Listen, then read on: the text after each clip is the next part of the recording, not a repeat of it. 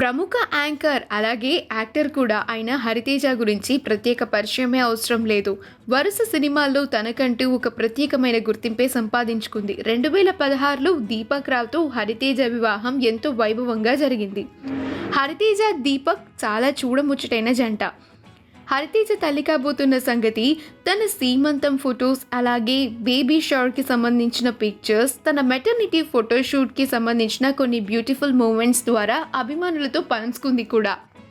ఆ ఫొటోస్ అన్నీ నెట్టింట్లో చాలానే వైరల్ అయ్యాయి.